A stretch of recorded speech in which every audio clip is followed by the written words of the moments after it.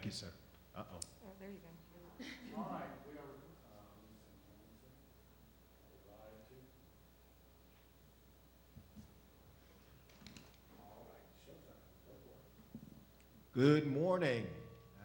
Thank you so much to everyone who has joined us, to my panelists who are here, some of JPS's finest, staff members, teachers. So excited to have you here with me to have this conversation about our reopening of schools in the fall. Thank you to everyone who has already joined us Facebook Live. And for those who joined us last night for the conversation with parents, I think we had a hearty discussion and expect that we'll do the same today. My name is Eric Green. I'm superintendent with Jackson Public Schools. I have 7 of my esteemed colleagues here with me, and I'll have them to introduce themselves in just a moment. Before we do, just want to make a couple of opening comments. I think I failed to do this yesterday, so I want to make sure that we kind of level set as to why we're here and kind of where we stand with our planning and preparations for the fall. First off, this is a conversation with some of our staff members to get their perspectives, to have them expound a little bit on some of the questions that we're asking in this survey. And we do ask, please, please, please, everyone, if you'll complete the survey, that will ensure that we've got a broad range of perspectives from across our district, our scholars, our parents, from our parents and from our staff members. And the insights that are shared here help to add more context in that to the answers that folks will give in the survey. But we do ask that everyone please complete the survey. Secondly, while we have done a lot of work listening and learning to health officials, to other officials, state and local leaders, national leaders, while we've been listening and watching some of the other districts and states as they've been building their plans for reopening, as we've been reading, much like many of you reading the articles and guidance and just all of that, lots of information out there about what we should or shouldn't do with school reopening. We've done tons of planning considering different scenarios, and so some of the ordering of supplies and ordering of technology and just all of these things. And yes, we did get allocated funding from the federal government and through the state to support our technology and moving us from to a one-to-one setup where we have one device per scholar.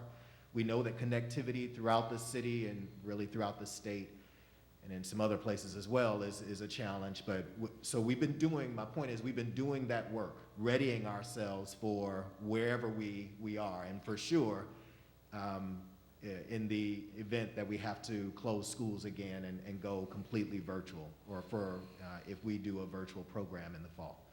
I name that because although we've been doing that planning, we want to continue to understand more clearly what the needs are of our scholars, our families, and our team members. And so these conversations are not staged. Yes, we invited people that we wanted to make sure that we could get a group of folks here, but we believe we've got a good representation across the district. I've not asked them to say certain things, so none of this is orchestrated in that way. This is a true conversation that I expect to learn from, and I expect to inform kind of where we go next. The last thing I'll say before we start introductions is there are lots of things and lots of feelings and lots of perspectives about what should happen in the fall with regard to reopening. Some of our neighboring districts have already named what they plan to do in the fall. While we've been planning, again, down these different pathways, it's really important that I understand and that we understand what our needs are here, and that the things that we do actually support those needs and allow for and address those varying needs. People's families are very differently situated. Some parents are able to provide for a virtual setting at home. Some parents don't have that luxury and will need some additional support if their scholars are not in school all day. just naming this and just asking for some grace and patience and understanding of our community members while we work through this. Not everybody, we don't want to shame anyone else for how they feel or what they need based on their home life and home situation. Let's just help us to understand what the needs are and to create and settle on plans that start to address those needs. And obviously, primary, top priority being safety for our community and for our scholars. All right, I'm gonna stop with all that. I'm gonna start over here to my left and ask you to just go ahead, speak into the mic, introduce yourself, name and school, and then we'll just go around. Bernadette Robinson Stokes from Key Elementary. Adrian Williams, Baker Elementary. Dr. Ruth Bowen, Peoples Middle School. Andrew Fisher, Chastain Middle School. Sarah Ballard, Murrah High School. Tia Carr Hall, teacher at Lanier High School, also teacher of the year 2019-2020. Tanya Davis, Marshall Elementary. Awesome. Again, just want to thank you all for making time to be with us here. Let me start with just a quick check-in. In the survey, we presented 3 possible pathways or options for our academic program structure. One being in-person or face-to-face instruction, completely in-person, face-to-face instruction. The second, a hybrid model where scholars could learn from home virtually for part of the time and could learn face-to-face part of the time, the hybrid model, that's the second. And the third being virtual, completely virtual. All learning happens from home, virtually using the technology and various tools and strategies that we have. Just first want to see, do you support at all? Do you support as one of the possible options in-person instruction? Any of you? One person? Maybe two people. I'm not asking is this your top choice, but do you support it at all as an option? Do you support hybrid at all? Okay, most everyone. And what about virtual, completely virtual? Do you support that at all? Fascinating. Fascinating. Wow. Okay, excited to hear more about this. Let me get a couple of other things out of the way, and then we'll circle back to some of those responses and what's behind that. If JPS returns to school full-time, in-person instruction, do you plan to return to work? Definitely. Yes. Everyone here. Glad to hear that, by the way. Let me say that. Let me say that. And I know there are others out there in Facebook land who are probably commenting already. I wouldn't. Okay, thank you. We'll figure that out. But you know, that's important for us to know where people stand with that. And we all have choices. I'm clear. We all have choices. If JPS goes virtual or hybrid, to a virtual or hybrid schedule, do you have access to a device to support teaching from home? Yes. Do not.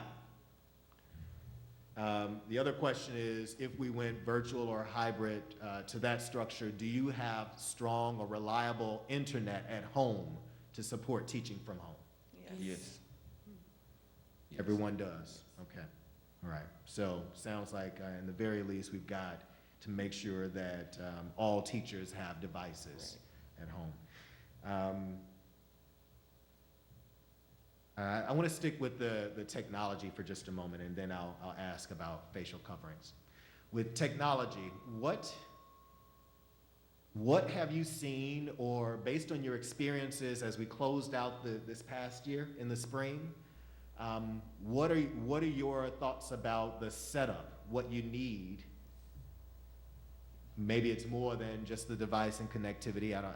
That's the question. What do you need in order to ensure that you're able to teach effectively from home? And I'm specifically talking about equipment and supplies. We'll talk about professional development and that sort of thing in a minute. Specifically talking about technology or other equipment or supplies. What do you need at home in order to support virtual or even hybrid model?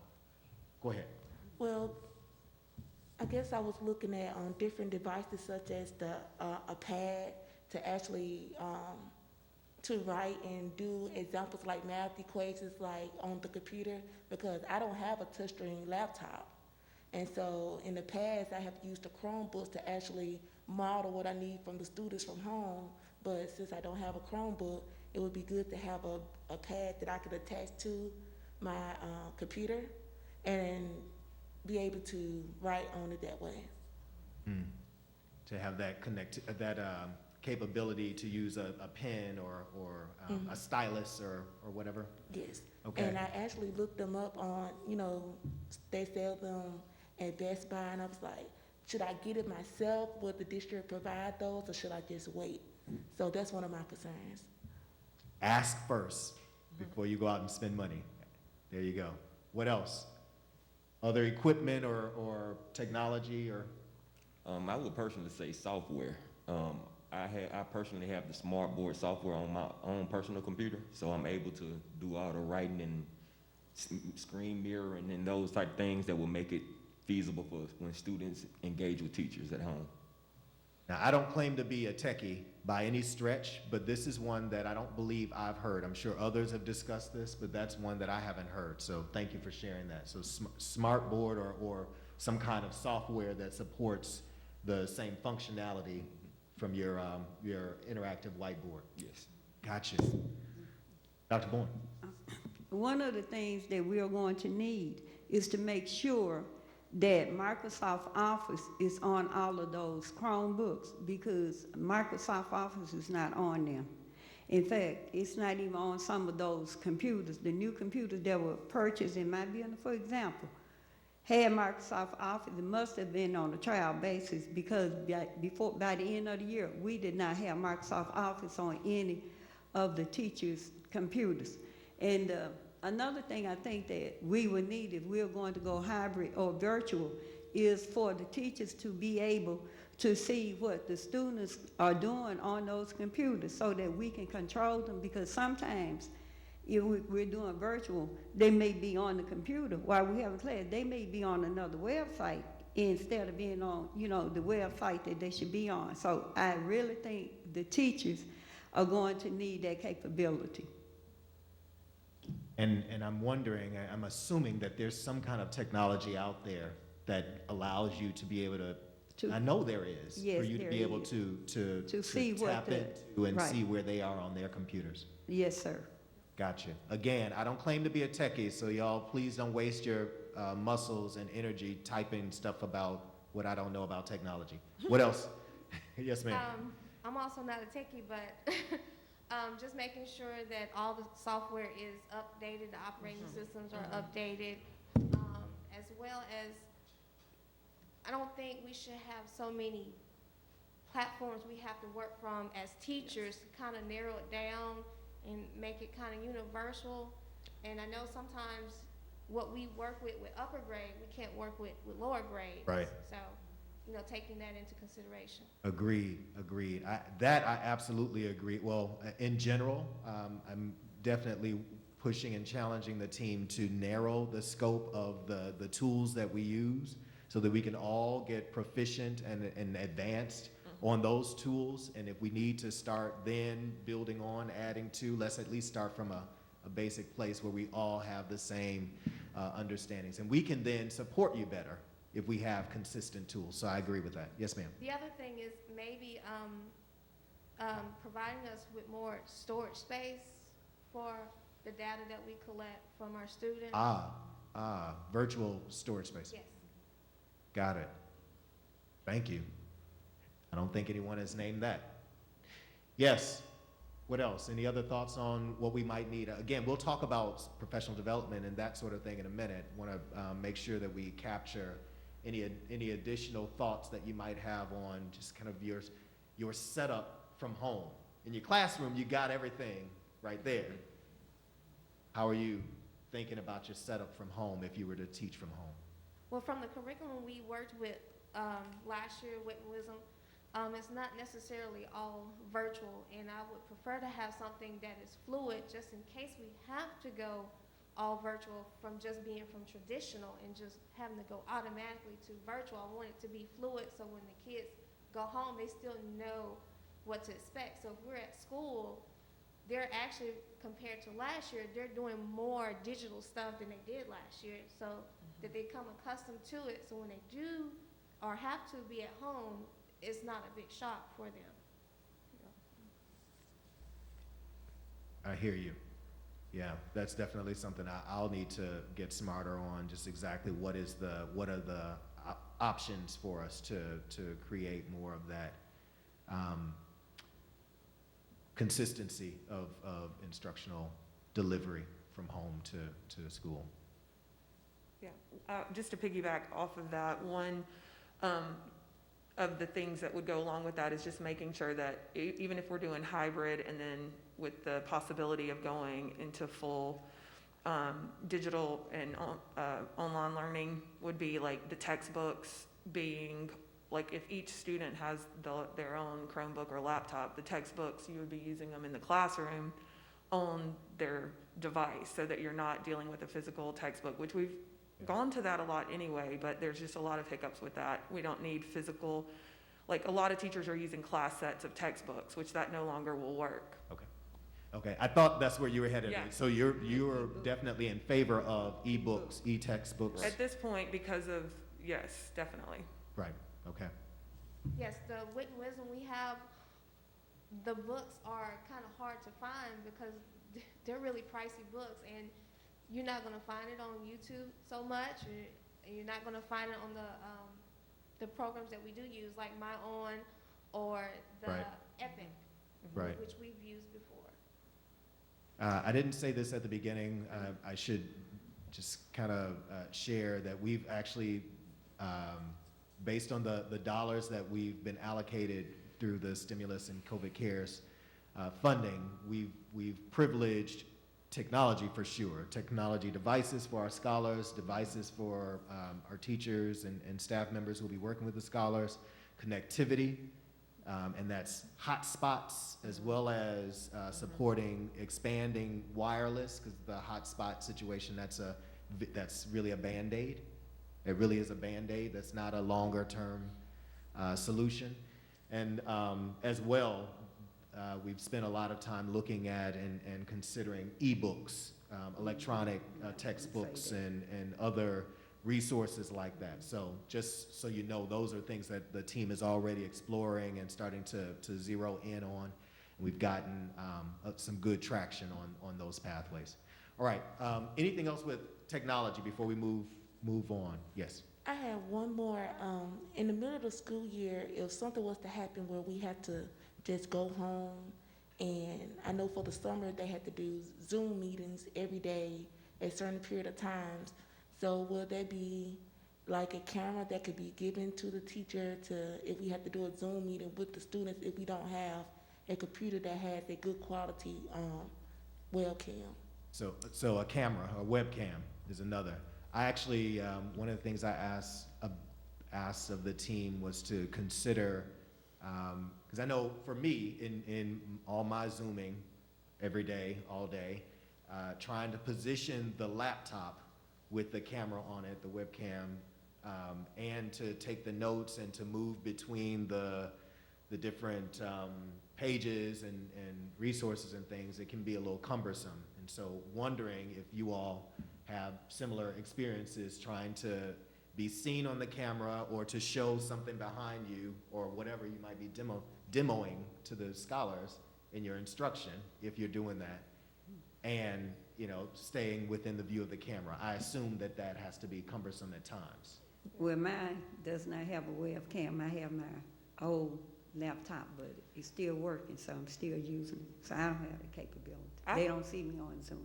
I think that leads to every teacher needs a laptop that is updated. I do have an old Mac that I got because I teach English too, and all subject area teachers were given a MacBook at one point, and it's old and it needs to be updated. So if we were to do, full online learning, I think that would be a starting place of a necessity that every single teacher would have that. And then if we're using all of the Google Classroom and all of those resources that we already have, embedded in all of that is ways for you to have slides that you can easily show your students when you're using Google Classroom. Mm-hmm. So, I mean, we already have that, and it's a great resource, but I think every teacher, that would be just a starting place would be, you need an updated, Yeah. Frankly, I believe that. Thank you. And I believe that's true regardless of how we're teaching, whether we're virtual or in person, face to face. It's time to have that level of technology. All right. Anything else on technology or equipment? I think we need to establish some norms because our students are very tech savvy as well. So when you're doing Zoom meetings, most people just put a picture of themselves up anyway. So we need to establish some type of norms to make sure our students are actually present. Gotcha. Well, there's a whole body of work around just managing students' engagement. I think that was your point earlier. How do you even know what they're doing on the computer? Correct. But in addition to that, just managing their behavior, their engagement, and pulling them into the lesson. I think you're absolutely right. I want to ask a specific question that'll probably take a little bit of time, and then I want to just open up more broadly to talk about just beyond even technology, just all the other aspects of instruction, of instructional delivery that get challenged as you look at virtual or versus in-person versus hybrid, what have you. And that question is about facial coverings.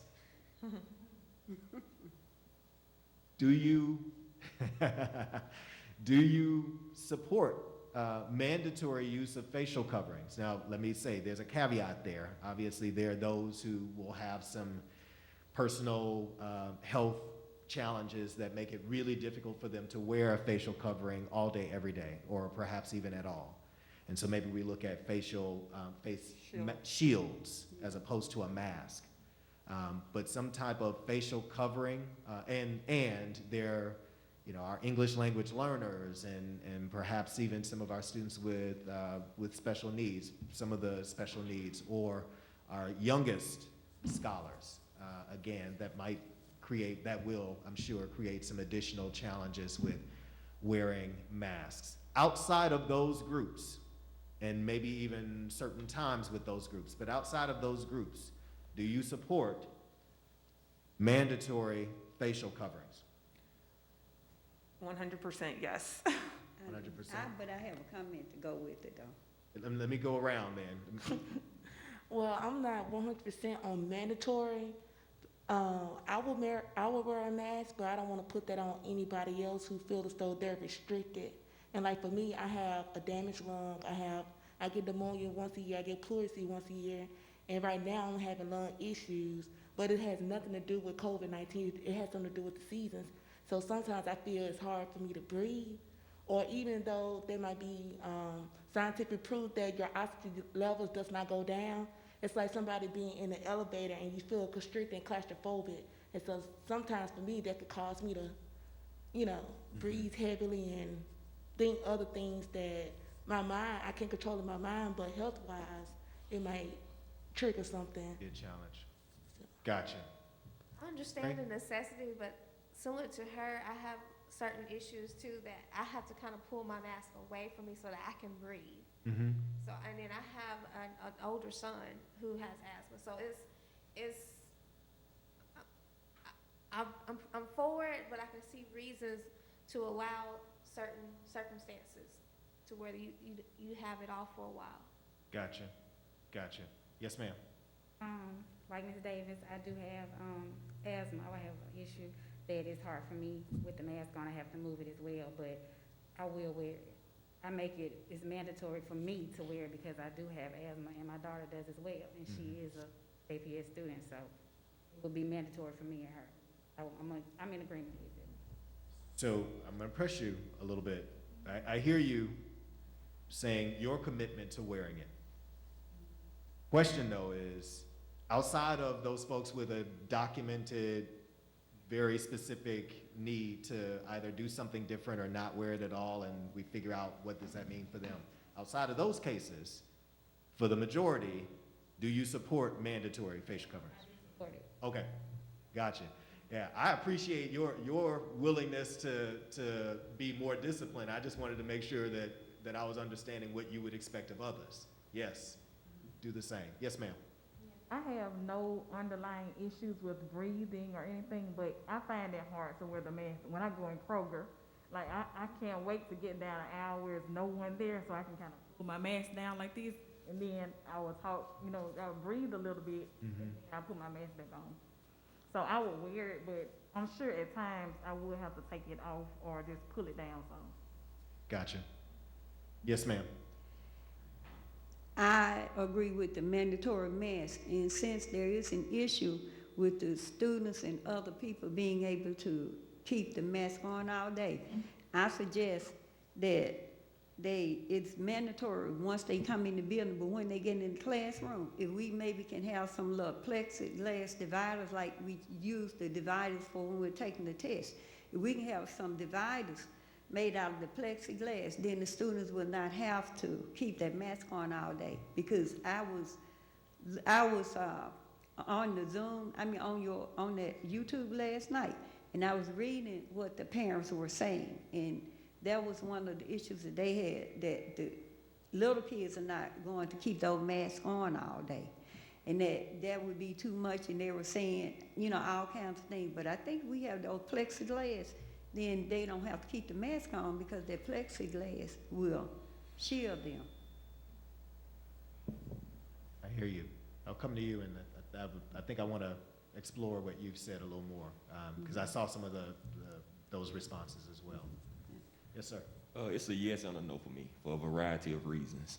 I'm 100% for student safety and adult safety, and the mask does provide us a tremendous opportunity to stay safe.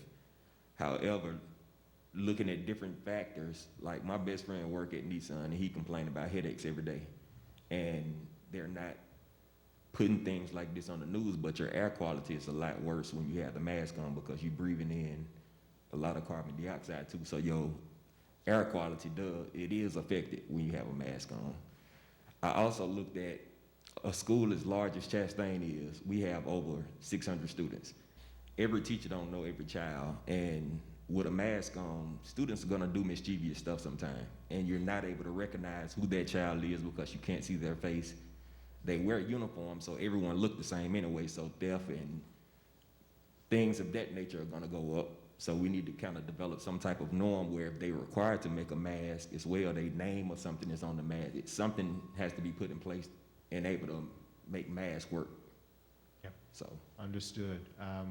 So while we haven't thought through differentiating scholars within the school or from classroom to classroom or grade to grade, we have already, I think they've finalized some plans for student IDs, because you also need to make sure that the scholars who are Supposed to be in your building are in your building, right?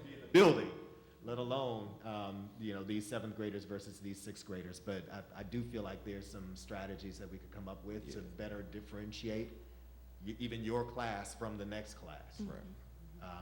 And we do that when they go on field trips, and we do that when they, you know, when they first show up to, you know, so there's some ways to do that, but that, I think you make a really good point. We've got to keep thinking through how do we address student behaviors, and acknowledge that, you know, who the students are and managing those behaviors. And we also have to look at the fact that if JPS doesn't physically provide all the masks, you're gonna run into a lot of differentiation with the mask as well. Like I like to wear my Laker mask, so you're gonna run into that issue of if parents have to buy them, they're gonna wear what they want to wear pretty much, and it's not gonna be a battle we're gonna be able to fight. Yeah. I've moved away, and this was the mayor's pushing of those of us who sit on his task force, the citywide task force for COVID response.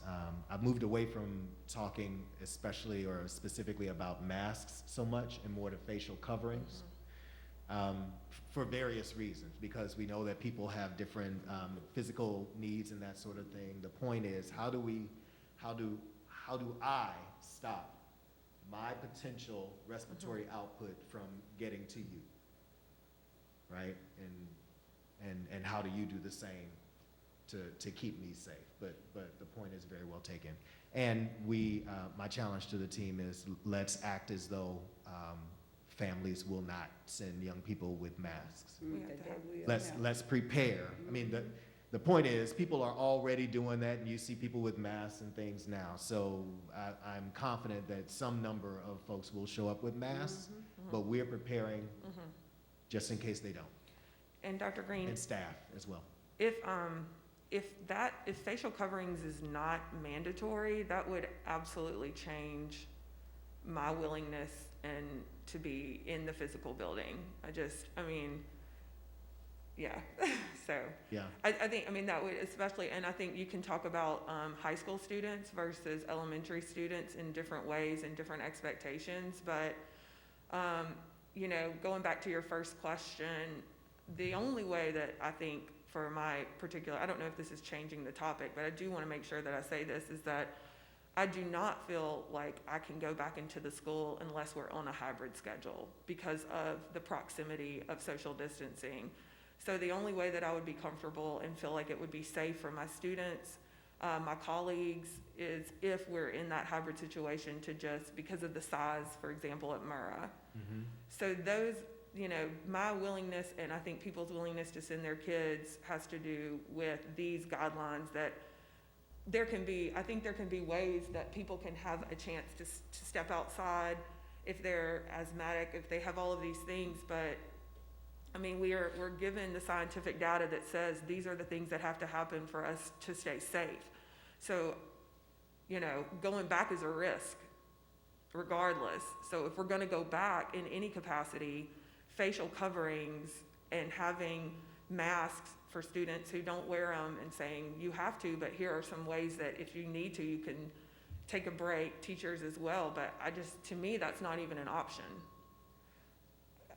I hear you. If we're just having this conversation candidly, that's how I feel. Yeah, no, I appreciate you sharing that and pushing on that.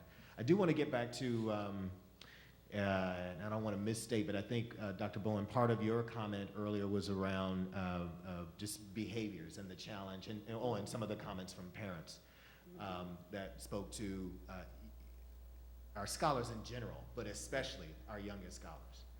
Frankly, I think it's our scholars in general, right? Because, I'm 16 and I may or may not want to comply with this rule, just like I may or may not want to comply with the other rules around, uniforms or other things, right? This would be, if we went this route, it would be another thing that we simply have to teach everyone, not just young people, teach people. This is why we have this rule.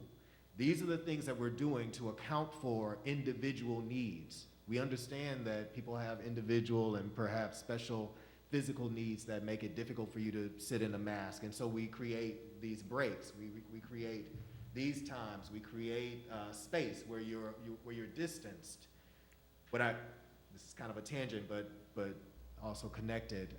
I've heard of the medical professionals more of late talking about distancing and saying, if you're not able to create 6 feet or more of distance, then the masking or facial covering is a way to mitigate some of that risk that you assume if you're in less or in closer proximity. And so obviously, being at home by yourself away from everybody else is the safest. If you're going to be out in the world, then what are some of the, to your point, what are some of the strategies that you use to mitigate a bit of that risk? So all of that to say, I do agree that we'll likely have some challenges with many of us. This is uncomfortable, right? And I've been doing this a lot, but I've also kind of isolated myself more so that I don't have to do this as much, wear the mask. But we would have to teach our young people to how to behave more in a more safe way, and understanding that developmentally that'll be a challenge for some of our scholars, our youngest scholars in particular. And there are certainly ways for us to rethink how they engage with one another and how we support them in more times than not doing, keeping those if it's mandatory, keeping those rules, keeping to those rules. Anything else on facial coverings? This is really helpful. Would temperature checks also be part of that, like entering the building? Yeah, And I- what kind of way could we? I tried not to, I didn't want to try to give you a download of all the things that we're planning, but that is certainly one. There's a whole protocol that we're building out for if we continue to transport and certainly as if we bring scholars into the building, temperature checks and isolation rooms and UV lights, ultraviolet lights, as well as something static, metrostatic, something cleaner that is basically a fogger that you can use to clean high traffic spaces, additional supports around custodial cleaning, as well as sanitizing, disinfecting, and several other things that the team has already been building out, a whole pretty intense protocol just to, again, with the assumption that, maybe at some point we will be back together in person. So, yes. Yeah, I know it's jumping ahead a bit because that's questions that parents and Yep. people in the community have been asking, so I just Yep. wanted to address it. And it's hard to answer. I get Right. it. It's hard to answer the first question. Are Right, you without good with jumping coming forward, back? exactly. Knowing temperature checks and this and this, that, and this other thing. We're also looking at partitions, looking at several things, and trying to, we don't want to just buy a bunch of stuff I understand. that we're not prepared to use and that don't work actually for teaching, right? At some point, some of these things start to become counter to in-person instruction. And so you have to say, well, if we're going to do all these things and it's going to impede instruction, should we be in person? Right. So, yes. You've mentioned isolation rooms. Well, the school where I am, we are really pretty much at the bare minimum on staffing. So if one of us would have to supervise a child in the isolation room, we're kind of short-staffed. We actually lost a staff member due to promotion. Congratulations to her. But that puts us, at a frenzy because we have to find someone to take that position and readjust everything. Yeah, don't be frenzied as yet, right? That was one of the first things that was raised with the whole notion of isolation rooms. Am I on? Isolation rooms. Who would staff the isolation room? In some schools, we have clinics.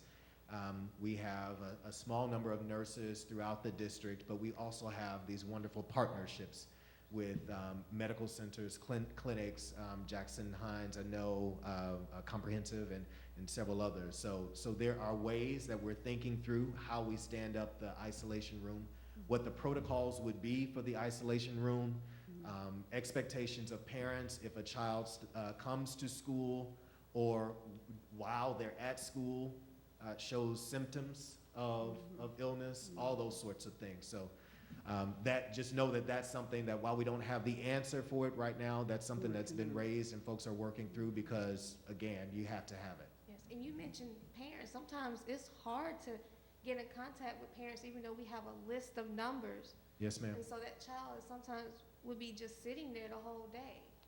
Understood. Yes, you're absolutely right. I mean, and that was pre-COVID. Yes. That was pre-COVID, headaches or other ailments or illnesses. So I'm hoping that there's some guidelines and protocols for getting in contact with parents, but parents trying, being accessible to Right. us to contact them. Right.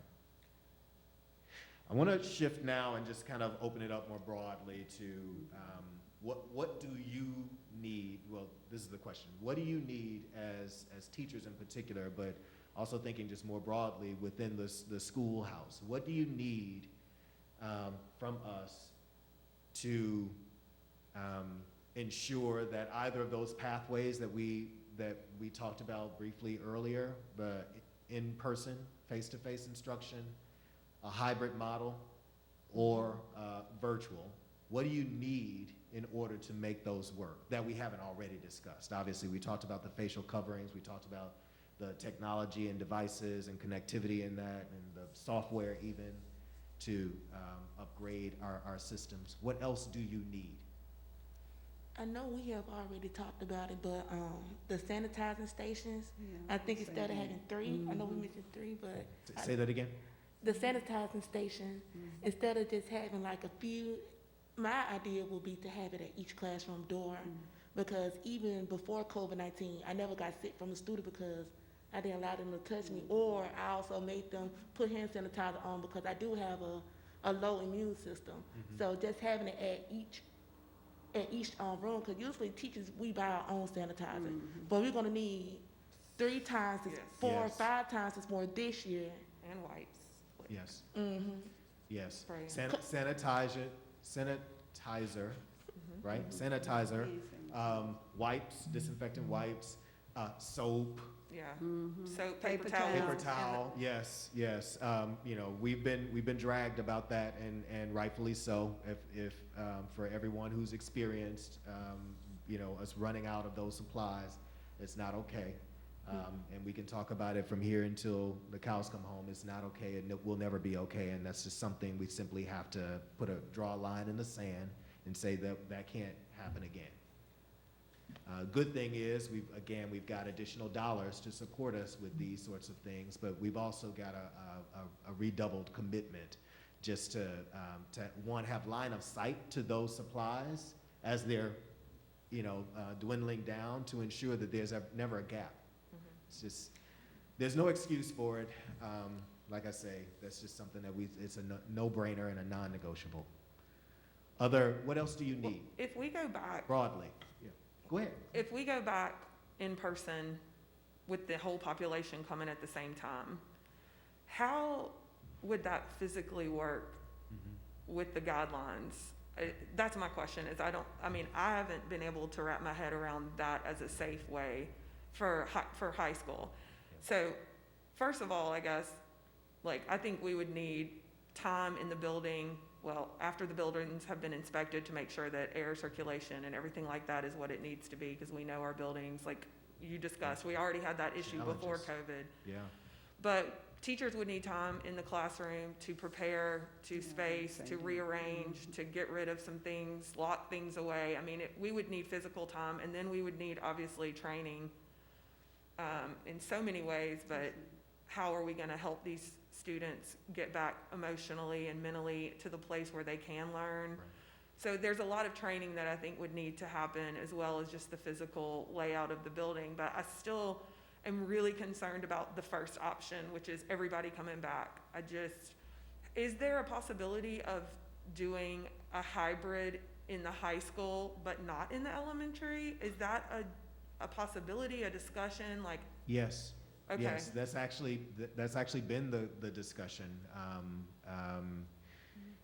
So 2 things that I'd say, and you know, forgive me, give me a little bit of grace for not answering all of the questions embedded there, but specifically about the hybrid model. We've been looking and discussing and modeling out our oldest scholars being on a rotating schedule. Right. Backing up. So the concern for me, and as I hear it from other team members and board members or what have you, is as it stands, our families depend upon us to educate their children every day of the week. Some families also depend upon us to feed their children Yes. while they're at school, right? Yeah. Some families also depend upon us to, in addition to the education and the feeding, to provide safe childcare. Embedded, right? It's embedded in this whole notion of my child being at school all day, every day. If that is true, then I can go to work. That is true. If I am in a situation now where I have to go to work and my child is not in school all day, every day, and perhaps even in some after-school program, I now have to create another safety net. And maybe I've got a network, a family, a village that can take my child in and provide them with safety and support them while they're learning virtually, but maybe I don't. And so any conversation around bringing us back all together is grounded in that. And I was actually, with all of the concerns that have been named and all of the challenges of any pathway that we might take, I was actually heartened by the number of parents in the panel yesterday and the number of parents who have already responded to the survey and folks who've chimed in with their comments to say that they're not ready to bring their child back.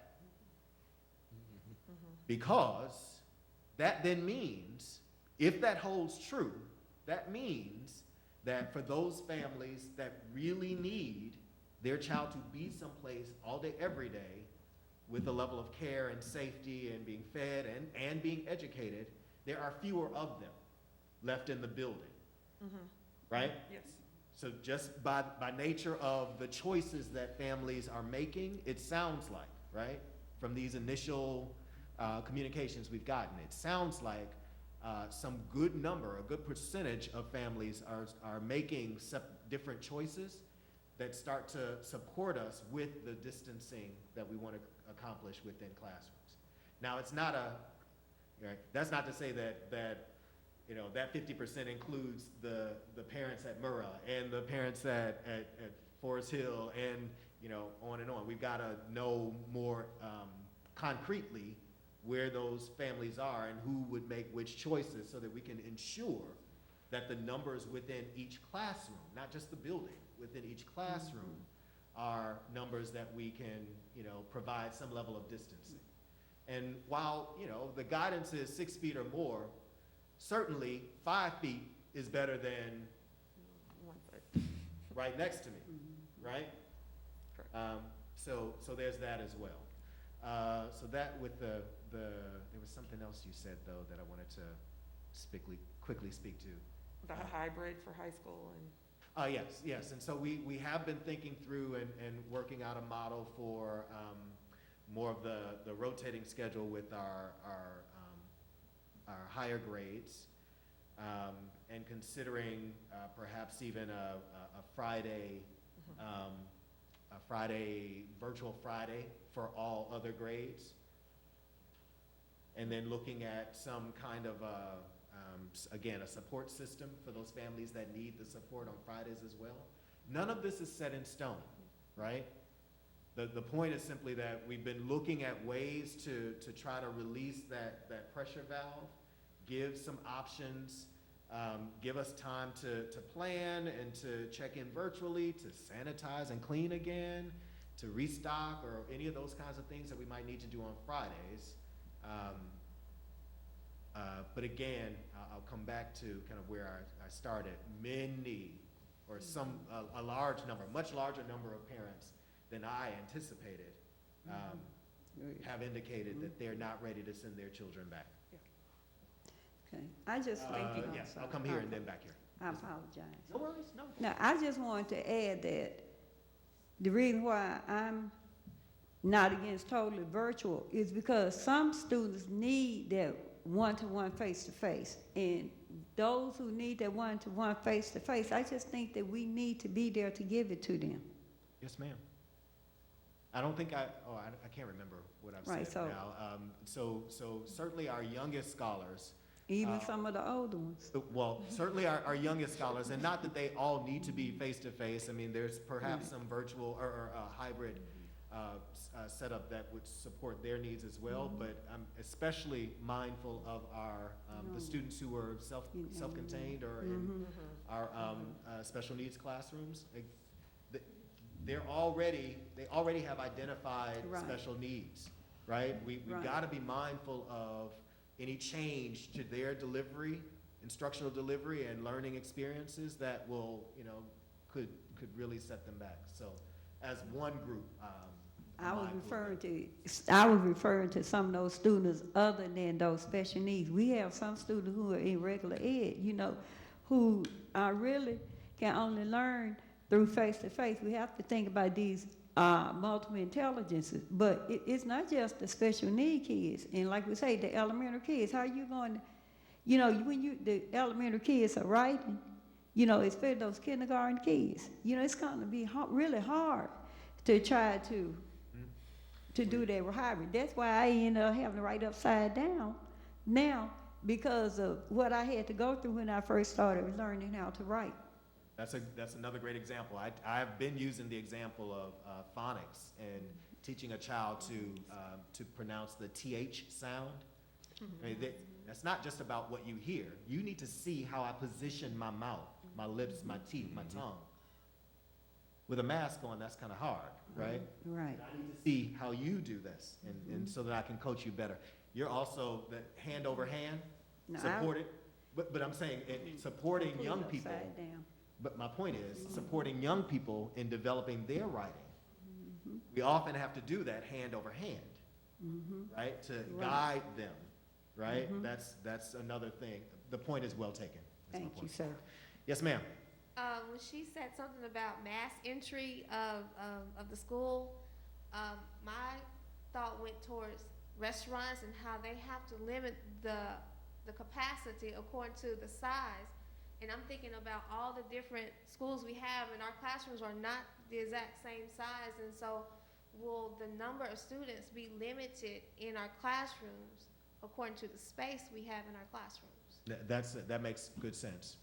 That makes good sense. I mean, obviously, we've got to consider the size, consider the size of the classroom, the size of the students enrolled and assigned to that classroom. But even with that, I kind of pause, because even with that, there's still a point at which, even though we're able to create the level of spacing that we'd like to see in that classroom, there's still perhaps a number at which we're feeling a little less secure, even if they're spaced, because at some point they have to exit and they're entering, and as they go to lunch, and just all these sorts of things that create additional opportunities for people to be in close proximity. So, but point well taken. Our folks are taking notes, and we're recording this session, so some of the specific suggestions that y'all have made will definitely have record of I have those. one more thing. The Yes, other ma'am. consideration with our schools, like my school is made like a campus with several buildings, where a child has to enter one building and then enter into another building, whereas like Key or Baker, they're all in the same building, they're just running up and down the same hall. So I would take that into consideration as well. Yeah, just the setup of the building itself, right? Yes, sir. We keep reiterating that a lot of people are not tech savvy. So we're gonna need a lot of PD as far as virtual training goes as well. That was one of the things that you said. Yes, first, yes, right? And I'll be the first. I'll be front row center in that professional development. So a few things that I can share on that. We have, y'all, I hope y'all already know, we have a Teachers Institute. I think it's 3 days in July. And really the focus there, two big things.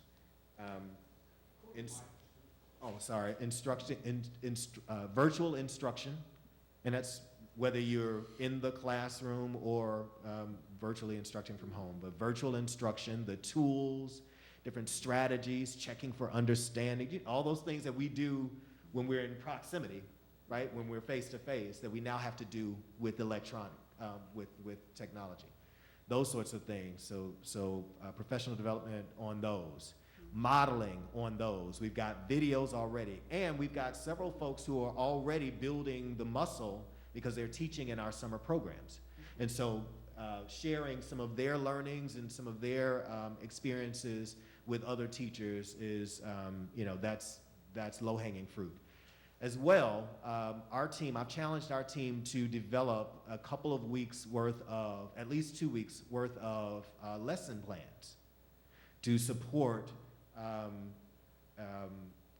several things. One, just to get folks started, because as you said, we know that the start of this year will require some regrouping, resetting of the classroom and that sort of thing, but also rethinking of just how we approach instruction.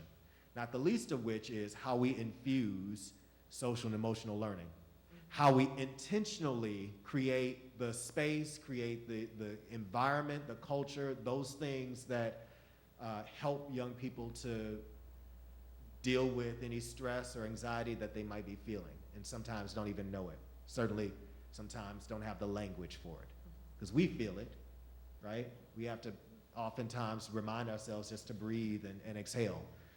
Young people as well. And so those things are being worked through, so in that professional development, both some of the specific instructional strategies using technology, as well as some of the social and emotional trauma-informed instruction to be infused there. And then the ongoing work, because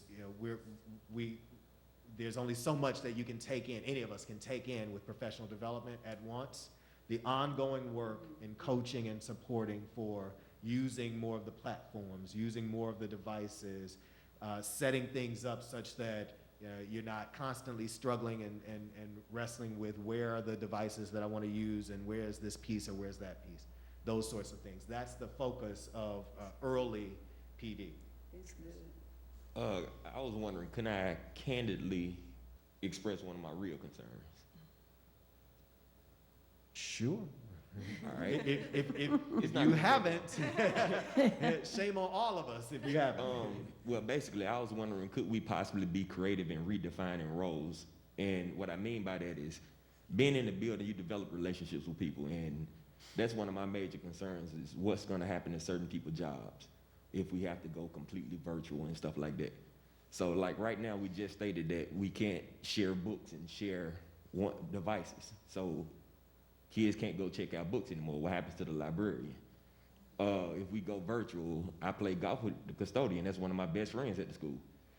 What happens to the custodian's jobs?